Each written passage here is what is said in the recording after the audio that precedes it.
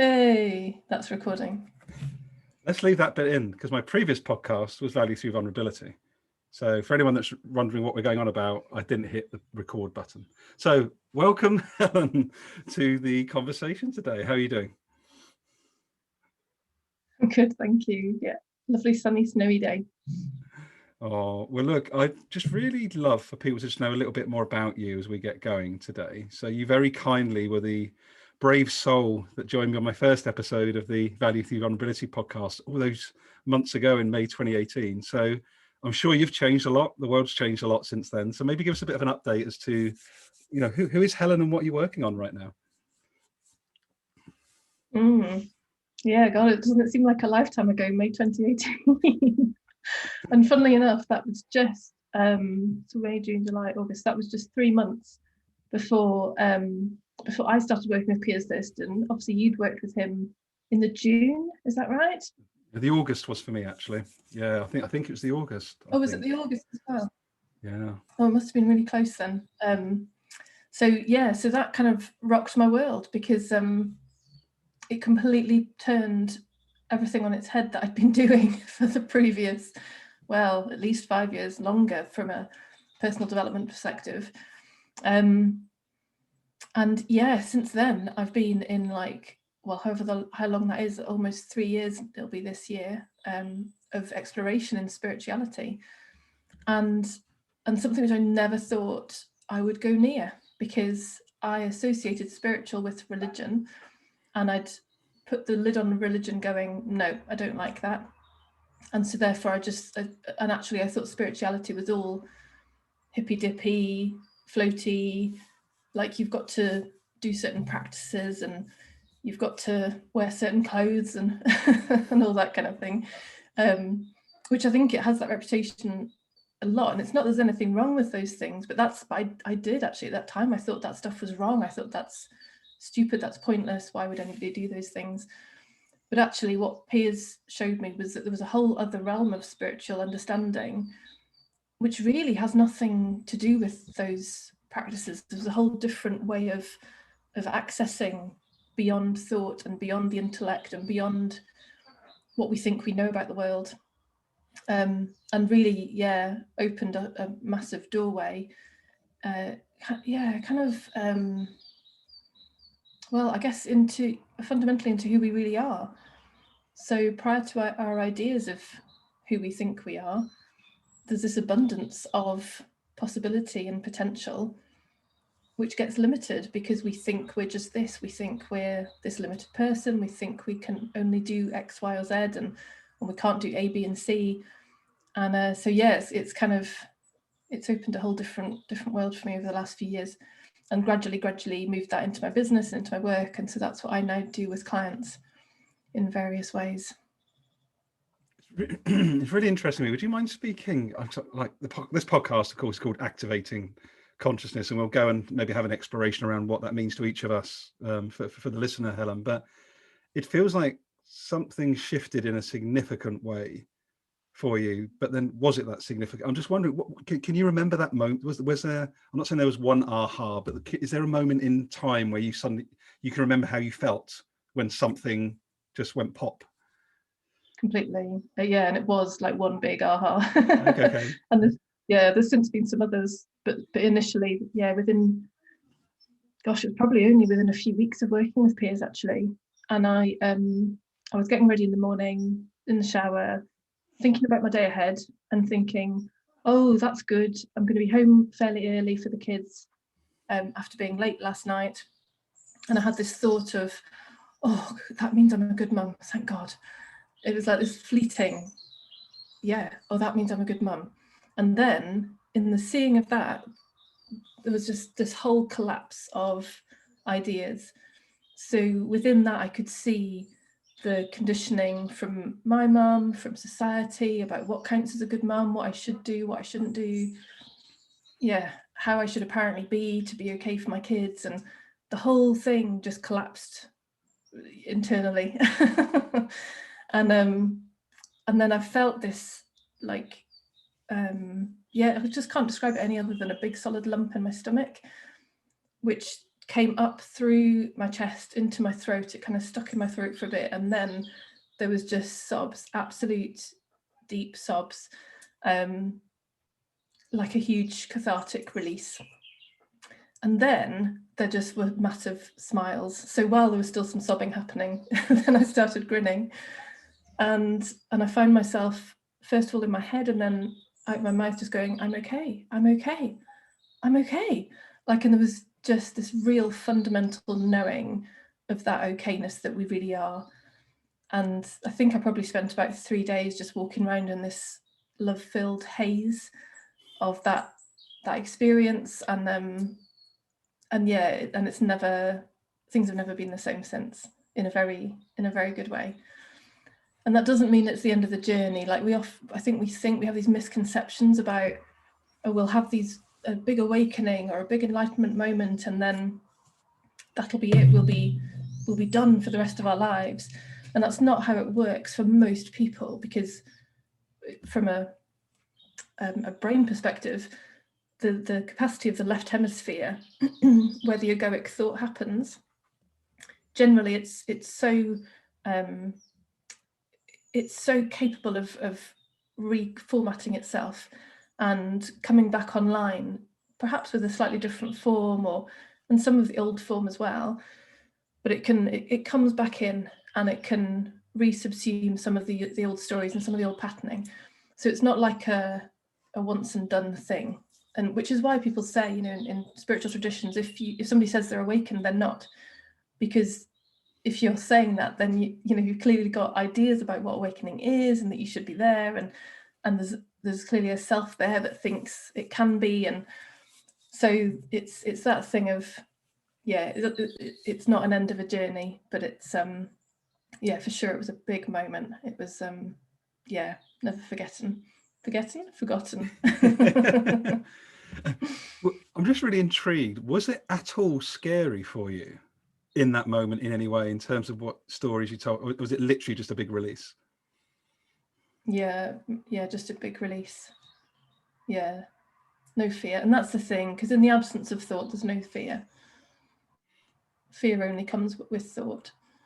And yeah, so all the fears of the mind about what might happen to me are never founded. And yeah, in the absence of that is just what's happening, and the connection with that, and the doing of that, and the flow with that. So yeah, no, if there was ever any fear about it, that would always come prior.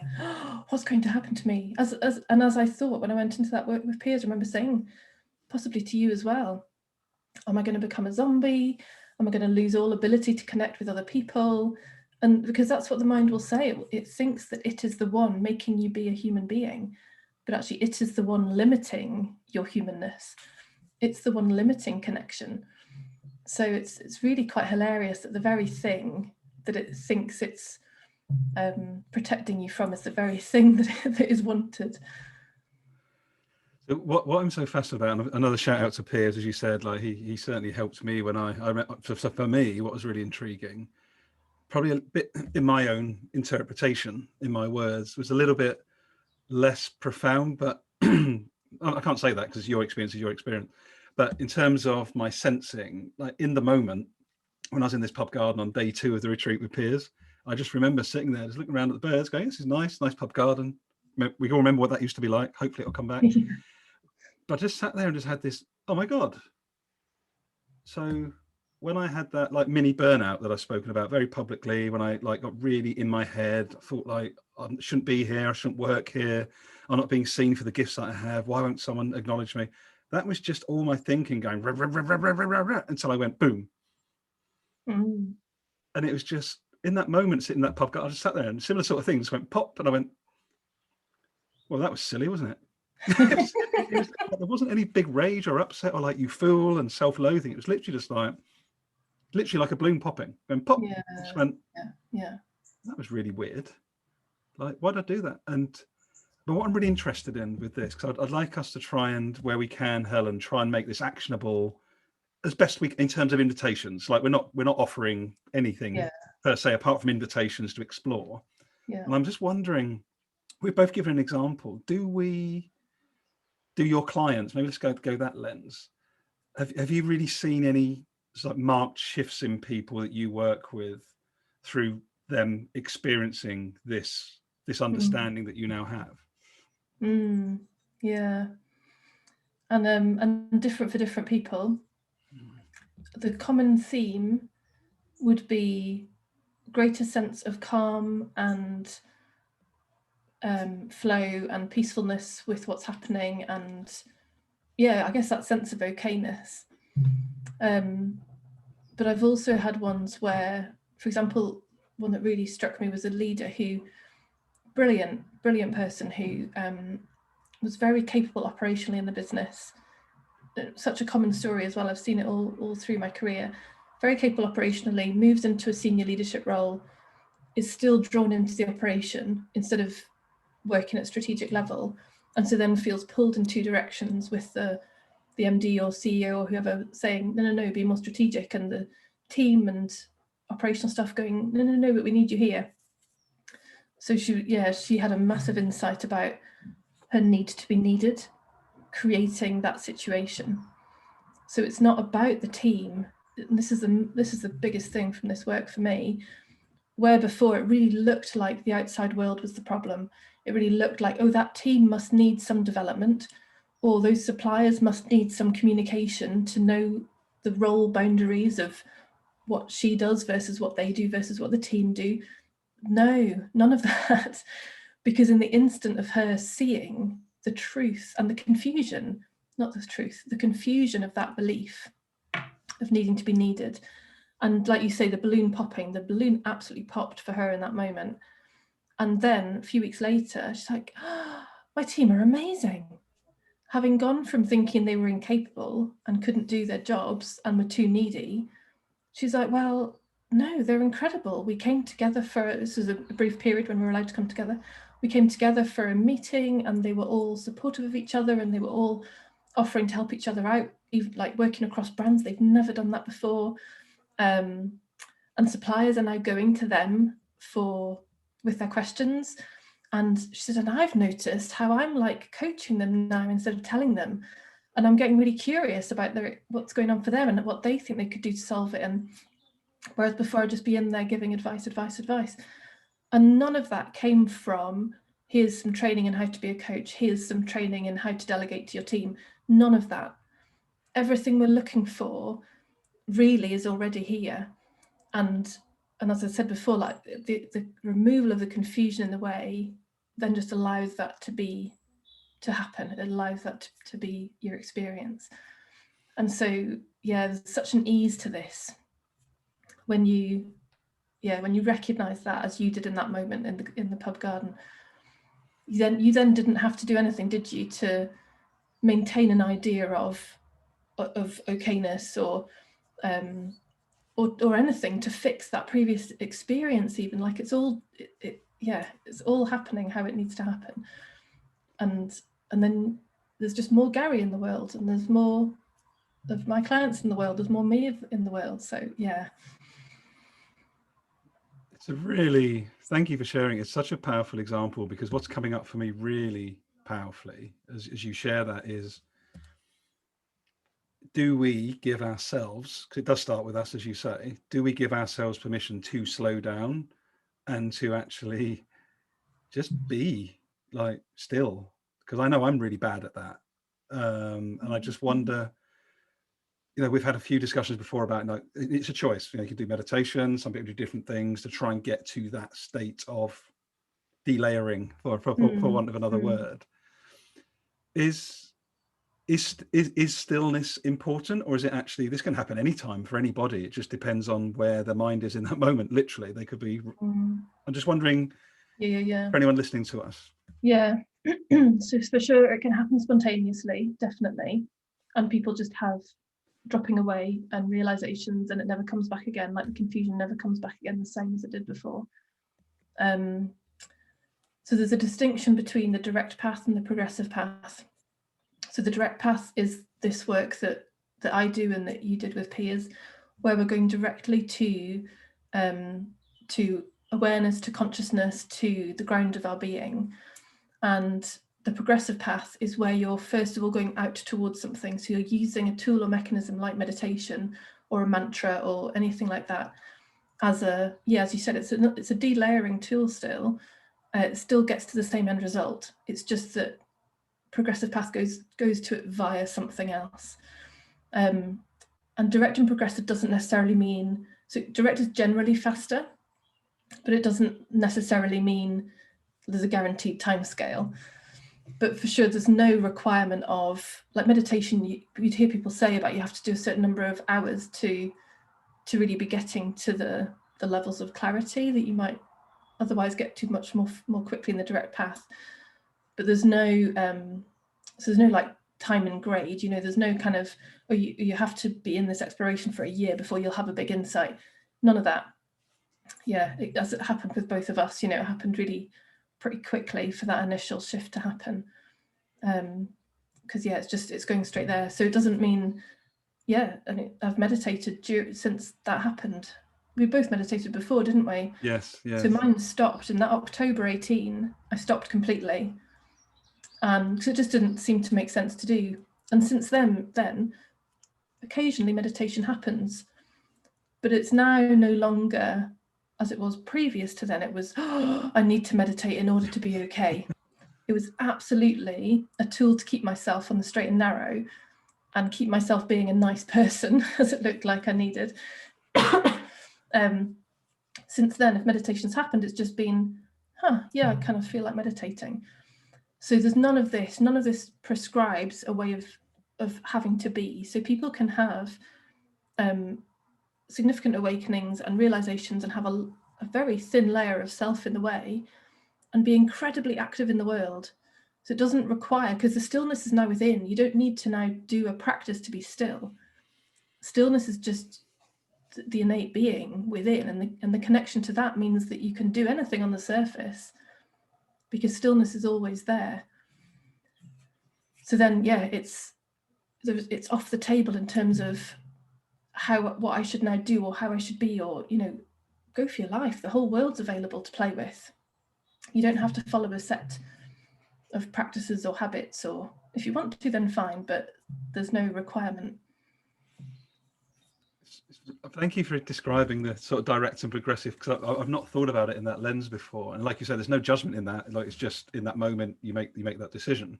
What I'm interested in, though, again, as I believe we're experiencing, as people are becoming more conscious, and maybe let's have a chat about that before we wrap up today. What do we think that actually means? I'm getting a sense of there's a letting go as well of attachment to an outcome. So, like, as you said, to be a good mum, I don't need to be doing X. For me to be a decent human being, I don't need to be doing Y in order to get to that state. And that letting go thing, I think, for me, certainly, it's been quite scary. What's been scary about it? In past months, because there's such an identity wrapped up in that thing. As you know, my journey in years gone by, I had so much identity wrapped up in when I get the car, when I get the house, when we have the nice holiday, like it's all signals of success. And actually allowing all of that to dissolve and go, actually, I don't need any of that for me to be the fullest, brightest version of me. That's a complete unlearning to everything that I'd been taught and picked up from an early age through the Western system up until a few years ago. So I think that's what I speak about in terms of the letting go, is that the freedom's amazing when you do, but there's an interesting delayering process. So there was for me anyway of letting go. Yeah, well, the idea of self is just all about outcome. It's all about now isn't okay, there will be better. And so there is the outcome that it's always chasing. Oh, just over there, just over there, just over there. The grass is always greener, greener, greener. And that's really what happens, happened in your experience with burnout and other people's. Perhaps more of that, like, oh, what am I doing this for? What's the point? It's because that chasing of the self of over there, over there, over there, eventually just, we do start to look around and go, hang on, this can't be right. It's like, I've done the education and I've got the car and I've got the house and I've got the family. Why? something wrong with this picture. Like, I've been sold this story, really. Like you say, it's a societal story. And we've been sold it and we've believed it. Or the self has believed it. It's been programmed in.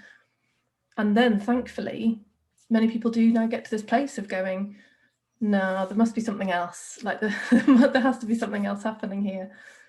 And awesome, because then that opens the doorway. And if it doesn't happen, then that's fine too. Like, there's really, for me, there's no right way to do life, because that again would just be the self going, oh no, my way is better than your way. No, there are like a myriad of 7 billion different ways of doing this thing called life, and we're each in our own. And how brilliant that we get to engage in this whole massive playbox of different ways of doing it and different ways of living it. And if people want to do the stuff that I'm doing, then amazing, I love that. But if they don't, then that's brilliant too, because we've all got our own paths we're treading, and really, really unique to each of us. Oh, I've got my old buzz coming on now, Helen, because of you. The old head buzz is back. It's really interesting, because why I'm explaining that is because what I really felt as you spoke then, I had this feeling within my upper body.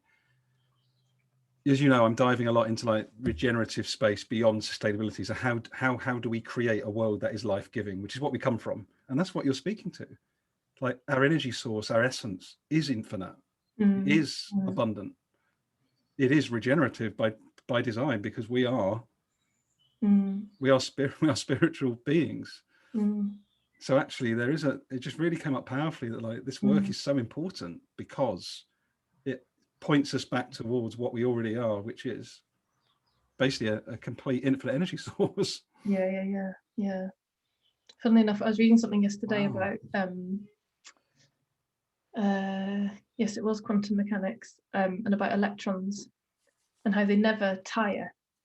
Electrons never get tired. They raise energy and they drop energy. So they take light in to raise their energy, and they'll emit light to drop when they drop their energy. But they never actually get tired. They never run out of it. There's no end. And so when you kind of think about it in that context as well, then yeah, that's what we are. We are that.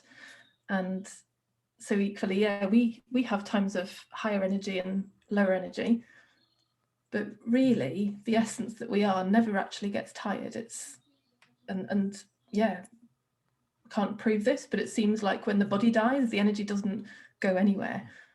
That's still here and may well come into form in a different place as a bird or a tree or another person, who knows. But yeah, the energy just is. Oh, shivers. Thank you very much for that, Helen. That was really powerful. So let's have a little meander before we wrap up today, because I'm really enjoying this. So consciousness, it's a word. I've called this podcast Activating Consciousness, because I believe, and it's only my view, that we seem to be at an elevated state of awareness as to how the world is, what it could be, how do we want to fit in with that. And again, there's just an open exploration. And I'm wondering what does if you were going to describe it, what does it mean to you to become, can we become more conscious, or are we already fully conscious? And so I'm just interested how what that comes up when I say activating consciousness. Is it just a bit of a crazy oxymoron, or do you see something in the message? I'm not really sure. Yeah, so I see that consciousness is like that energy that we were just talking about. It's here, it is everything, appearing in different forms. So consciousness always is, never goes anywhere, never changes, doesn't come and go, it just is. And as we've talked through the conversation, all that happens is it gets veiled by ideas of, oh no, but I'm just Helen and I can't do that because, or I want to do that but I can't, or oh, I've got this far but that's not good enough, I should be further. And so all that confusion veils the sort of pure expression of consciousness via the body mind of Helen. And so I don't see that it's an activating, I see it's a revealing. And that in the the thinning of our confusion, that clarity that we already are gets revealed. Like the metaphor of the sky and the clouds is often used, isn't it? Or the sun and the clouds. So it's like consciousness is the sun. It's always shining. It's always there. And just the clouds can come over sometimes, and we believe we're not capable. We believe we're less than. We believe we're just this separate individual person with no connection to anything else, alone in a godless universe. And it's just the clouds are there. And while the clouds are there, it looks really convincing, but the sun is always shining. It never goes anywhere. So yeah, so probably less activation and more revelation for me. Lovely ad. Thank you. Oh, damn it. Going to change the name of the podcast. No, only joking. No. But no, I love it though, because I can feel that actually. And I think it is a very powerful example. And I'd love you that are kindly joining us today to let us know what you think as we talk through this discussion. I'm so interested. You and I have had many debates about this, you know, when I look at because this podcast exists to look at systems as well as we sort of wrap up. And I find it really interesting. We look at organizational systems, financial systems. Would it be correct in this moment, as I interpret, decisions that get taken that become systems, so the financial system or the whatever system, the organizational system, that at the end of the day is just thoughts. In the moment, that becomes a thing over time. Or someone makes a decision 400 years ago that led to something becoming law that then gets carried through by someone else that believes through thought that is the way to do something. Is that a fair sort of summation as to how systems work? It's literally just thought in the moment that just gets carried forward by other people,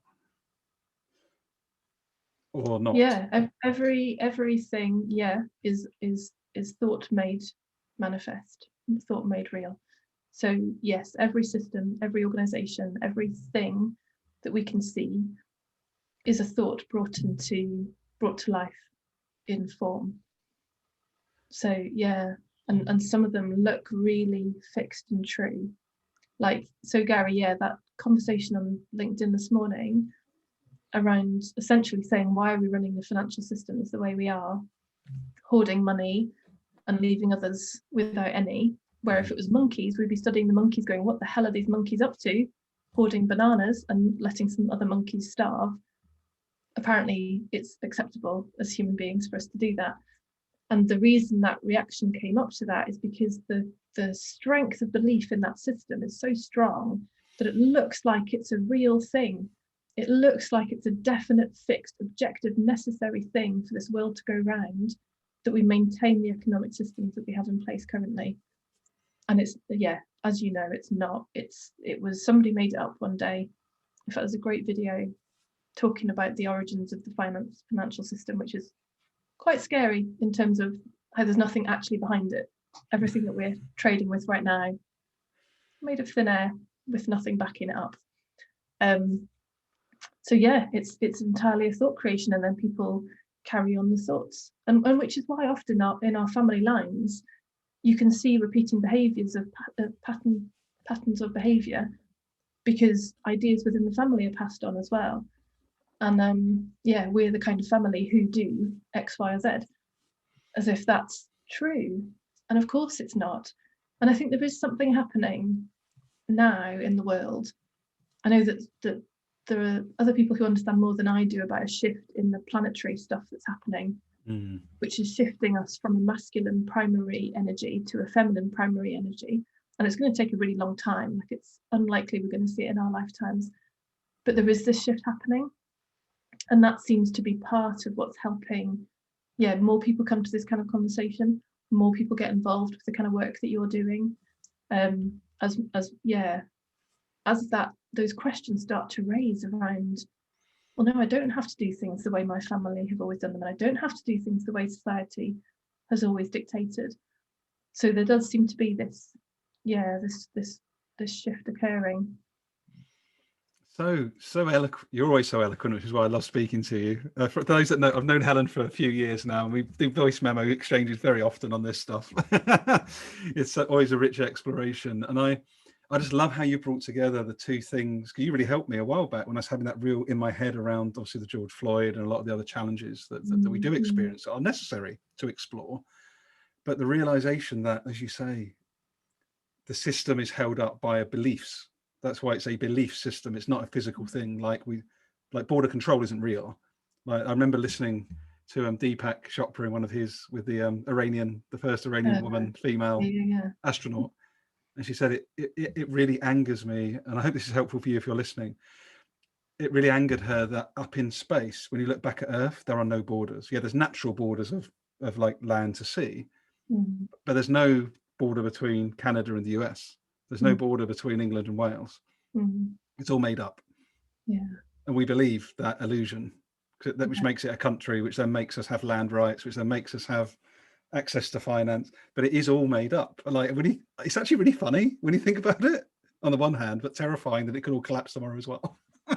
Yeah, I suppose it's a great example where we're infinitely creative, and we can create separations and difference anywhere. Like we can create any systems we want as well. Like, oh my goodness, how much we've seen that through COVID and now with Brexit. You know, organizations having to be so adaptive and creative about, right, what do we do now, because we can't keep doing what we've always done. So we can't help but create things out of thoughts. That's what we do. That's what we're designed for. And all that's happened before now is because the primary thoughts have been coming via that masculine ego, and very clear masculine, not male, masculine egoic, self-centered in the like, I believe I'm the separate self way. I've got to protect myself. I've got to defend my kingdom. Inevitably, it's going to create the systems that we've got. Yeah, that's just how it works. It's that logical. So fascinating. And I love how you pointed out, and I just want to pick up on what Helen said for you listening, like is masculine energy, not gender. It's a really important distinction, because I think sometimes people get taken down a different rabbit hole where they think we're talking about gender, but it's actually the masculine feminine energy balance is what we're talking about. Yeah, and we've all got both. Yes. And we've probably all primarily been too far in the masculine, and equally, you know, people and causing suffering really in the presence of that in both genders, because men aren't allowed to be fully expressive as men because they're not allowed to be in their feminine, and women aren't allowed to be fully female because they're not allowed to be fully in their feminine either, actually, or then equally if they go too masculine, then they suffer for that too. So yeah, there's one of the cool things I've seen actually from this work is the return to that balance of masculine and feminine. I don't know whether you felt that, but I know I was very much in my masculine before coming to this, and I've really felt that shift back into the balance of masculine and feminine. It's really interesting. I think I've always had a dominant feminine energy within me, as in like innately. I think I've always skewed towards that, but I tried very hard to maintain what I believed societally was the correct white alpha male way to belong and to show up. So I had a real tension as I went through my sort of teens and 20s in particular, of trying to be what I believed I was meant to be versus settling into just being, as you say, what did you use? The revealed Gary that is just fine, whatever that balance looks like. Yeah. And I think that's also what blew my mind when we worked with peers, just like, so I got bullied as a kid aged 12, 13. I've been thinking about it for 20 years and I didn't need to do that. That was foolish. Well, no, so that is just part of the journey. Yeah. There's a great book I read. It talks about phase 1 and phase 2 of our lives. And in phase 1 of our lives, we have these experiences to convince ourselves that we're not amazing.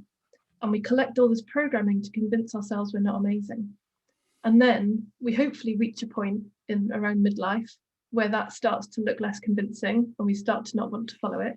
And so phase 2 of our lives becomes the opposite. It becomes the unraveling, the revealing, the realization of what we are prior to all those things we collected in phase 1 of our lives. So, and we all collect perfectly what's needed for us, because then, as has happened for you now, that experience is now the gift. It's the gift that allows you to talk about this stuff and connect with others, and it's now it's the perfect thing to have happened to Gary. And that's true of all of us. Whatever we've experienced in phase one, there's a gold in the mine of that. There's a diamond within the coal, you know, and it's it's part of the experience that we go through. What an awesome way to wrap up yet another.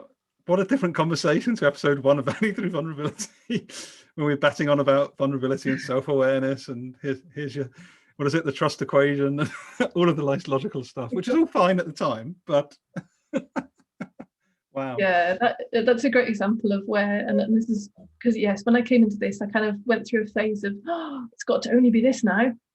Everybody must be doing this, like this is the only thing. And now really recognizing that, no, as I said before about the playbox of things available, you know, for many people, and for me, like the trust equation was brilliant at that time. That was just what was perfect for that time. And there'll be millions of people out there today who are discovering it, going, oh, amazing, this is just what I need, perfect. And yeah, and if people come to this stuff, as I said before, then great. But it's, we get taken where we get taken, we go where we go, and it can't be any other way.